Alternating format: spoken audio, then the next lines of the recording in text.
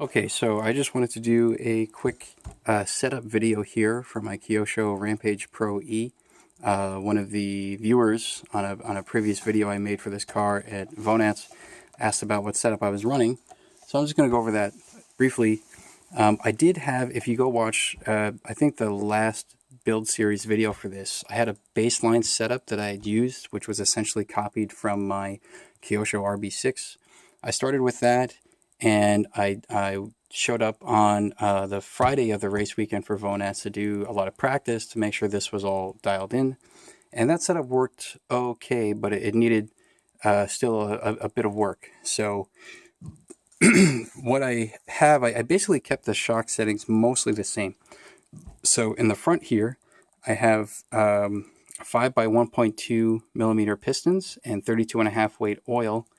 And I had started with low-C blue front springs, but those were actually a little bit too soft, so I went to low-C black springs, okay, and middle hole on the arm here, and then inner lower hole on the front tower.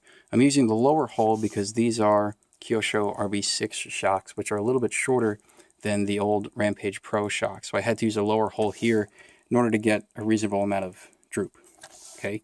1 degree of camber, front and rear, that's what I always run. For the inner camber link holes, there's a 3x3 matrix here of holes. I'm using the centermost hole here. That's what I had started with. I eventually stayed with that. I thought of trying to drop to a lower hole, like that center middle hole, to increase the roll center a bit. But because I'm using these modern Kyosho ball cups, which are thicker than the ball cups that came with the original kit, there's actually, you end up with binding between the inner steering link ball cup and the inner camber link ball cup. So really, the lowest hole you can use with this kind of a setup is that middle row there, okay? So I just sort of stuck with that, and I'm using, I think these are the long shock ends, okay, for the front shocks, and that's basically it on the front. For the rear, I didn't really change too much here, so I'm on the upper row of holes here on the tower, second from the inside. Okay, so there's 4 holes here. I'm using the second from the inside, and then I'm using the middle hole on the arm. This has 2 by 1.6 pistons and 27.5 weight oil in the rear with Kyosho Gold springs. I originally had been using the long rod ends on the rear, and with the long rod ends at the front and the rear, I had something around a 25 millimeter ride height, which was a bit too high. I wanted to drop it down to about 20, which is what I'm using right now. And in order to do that, I needed the Kyosho short rod ends, or at least the medium rod ends. But I didn't, of all the things that I brought with me, I actually didn't bring other length rod ends with me.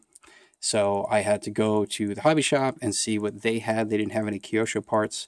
So I bought some associated B6 rod ends, and I ended up using, if I just pull this up a bit, let's see if I can get this with one hand here. That's similar to a short rod end, or a Kyosho short rod end, okay? Not quite exactly the same, but it's similar. So if you use on yours a Kyosho short rod end, and then you just, change the preload collar by the appropriate amount, then front and rear you should get to about a 20 millimeter ride height. So that's basically it for the suspension. And what else did I do? For the gearing, I'm running a Trinity D4 17.5 motor with the stock timing, which is around 50 degrees or 55 degrees or so. I'm using a 78 tooth spur gear and a 35 tooth pinion gear. I had started with 78/40, and it seemed to drive okay, but the motor came off hot, somewhere around 180 or 190 degrees. So I dropped down to 35, and that brought the temperature to a range much closer to 160 degrees. And the car is plenty fast. I don't run any boost. The speed control I'm using in this doesn't even have boost as a setting. So it's just, you could say legal 17.5 without, any boost, 35, 78 gearing. One problem, if you will, with this particular body, even though it's very pretty, is that there are no cooling holes or cooling hole openings for the motor, at least not by default. You could, you know, cut the body a little bit. Maybe here you can cut an opening and that'll bring in some air. Or maybe you could just run a fan on the motor. I might try to do that at some point, see if I can mount a fan somewhere in the chassis to you know, maybe like on top of the gearbox pointing down, for example, just to cool the motor down a little bit. That will allow me to go a bit more aggressive on the gearing. But otherwise, it's, you know, as is, box stock, if you will. The rear wing is the Kyosho B6 wing. I went over this in the build video, and I'm using the lowest wing angle. So on these Kyosho wing mounts, which are used for the Pro X and the Laser and the Rampage and so forth, you have 4 adjustable angles for the wing. Okay, so if I loosen these and then move this up so that this screw goes into this lowest hole, the angle is going to be at the highest angle of attack. I'm using the lowest angle of attack, and I cut out a little bit here on the top of the wing, you know, to get less drag, essentially, because this car has plenty of handling.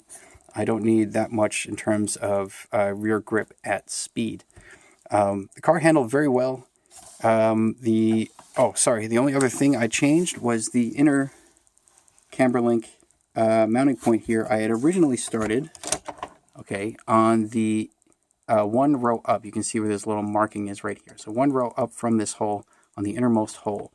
This is actually a custom tower that I got when I had this tower reproduced with the front tower, and I had an extra column of holes drilled on the inside so I could run a lower camber gain setting, which you would tend to want on mid-motor tracks with low to medium grip, on mid-motor cars with low to medium grip tracks, because there's not as much weight in the rear, and so as the car accelerates and the weight transfers rearward, the suspension compresses, and if you have high camber gain, your wheels are going to do this as the suspension compresses, and you don't get as much rear contact patch between the tires and the track as the car is accelerating.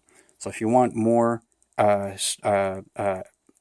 traction, rear traction on acceleration, you want low camber gain. Okay, as the grip level goes up, you can increase that camber gain to get better cornering if you want that. So that's why I had this inner column of holes drilled. I'd actually started at the, you know, again, 1 row up from there, and then I had it at that with the 25mm ride height, and then I dropped down to this lower hole, and that got better, and then I dropped down to 20mm ride height, and that got better still. I haven't tried running 20mm ride height with the lower roll center setting, this 1 row up here. You know, maybe next time if I can go to VONATS again, I'll experiment with the lower ride height and between these 2 holes to see what kind of feels best for me. And that's basically it. I ran M4 Electrons front and rear. I started off with treaded front and rear tires, brand new Electrons. And then as the weekend wore on, the grip level increased on the track, so I switched the rear tires from treaded Electrons to ghosted Electrons, which worked very well in the 3rd qualifier and in the main. For the front tires, all I had were treaded Electrons. I didn't have any slicks or ghosted tires or anything like that for the fronts. So next time around, I'll bring the treaded Electrons, and I'll bring a set of slicks of some sort. You know, I know Proline makes a new tire. I forgot the name of it, but it's kind of like a slick with some grooves in it, so it acts a bit like a ghosted tire. So I may try that on the front next time. But basically, that's my setup. So thanks for watching.